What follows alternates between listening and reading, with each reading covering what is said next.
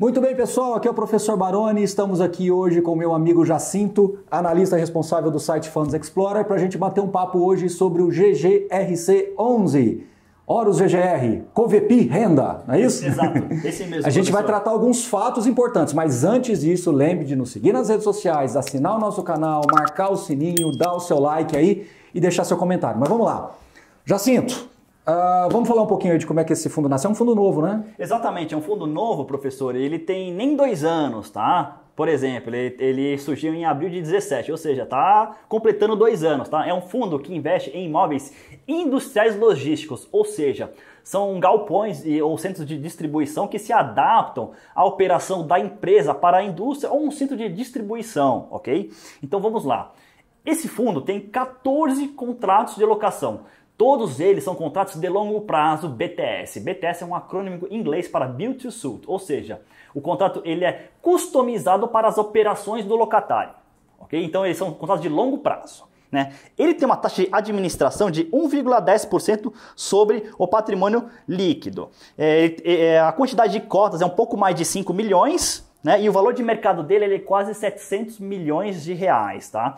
É uma gestora que já tem experiência no mercado, mas, no entanto, ela veio com esse fundo para ela ter mais experiência com a gestão de fundos imobiliários. Então é bastante interessante esse fundo, sim, e eles pagam dividend yield últimos 12 meses de quase 10%, professor. É muito interessante esse fundo. Então, você até tocou que tem um contrato BTS, eu até complemento dizendo que também tem um contrato SLB, né? Que quando a operação já existe, então ele é vendido para o fundo e depois relocada pelo ocupante, né? Que é completando o raciocínio do BTS. Bom, esse fundo já está na 3ª emissão de cotas. Sim, verdade. Não é isso? Fez uma emissão até recente. A base de investidores também vem crescendo, já está aí em fevereiro de 2019, já 26 mil investidores, mas automaticamente esses dados vão aumentar possivelmente com essa nova emissão.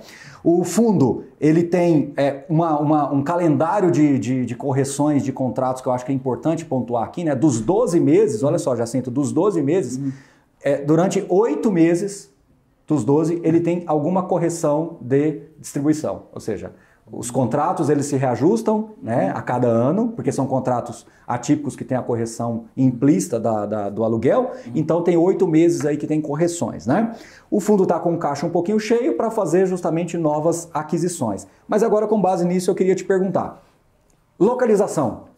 É um fundo bem diversificado geograficamente, né? Como é que você avalia isso daí também? Eu acho isso muito bom, porque é o seguinte, quando o fundo ele é multi-regional, né? Ou seja, investe em várias regiões, ele aproveita a melhor das características de cada região, né? E em sendo assim, quando, por exemplo, acontece de uma região estar sofrendo com vacância por um motivo de crise econômica nacional ou pontual naquela região, o fundo em si não é tão afetado, pois ele é diversificado regionalmente. Não é isso, professor?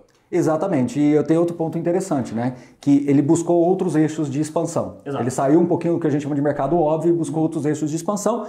E uma coisa que também vale a pena a gente ponderar aqui é que eles têm mesclado riscos de crédito diferentes. Lembrando que todo contrato atípico ele tem que se avaliar também o risco de crédito, então eles têm buscado operações. Comparando com o CRI, seria o high yield e o high grade.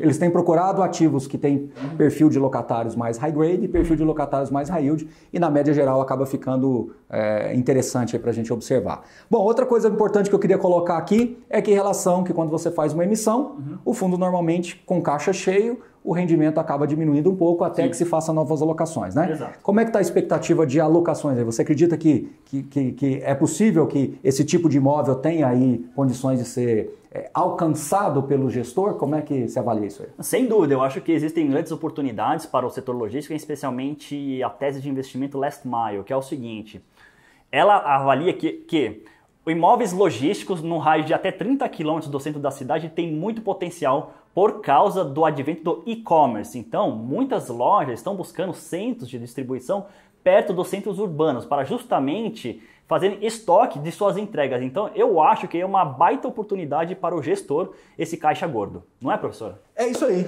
Então, agora é só a gente aguardar e, como diz, deixar o gestor trabalhar e alocar o capital aí. Espero que vocês tenham gostado de conhecer um pouquinho mais aí do GGRC11. Lembrando, não é indicação de compra ou venda, aqui é só uma forma de apresentar alguns fatos importantes aí, recentes do fundo. Lembre de curtir o vídeo e colocar o comentário aí embaixo, tá bom? Pra gente saber aí qual que é o próximo que nós vamos falar. Um abraço para vocês, pessoal. Valeu! Tchau, tchau!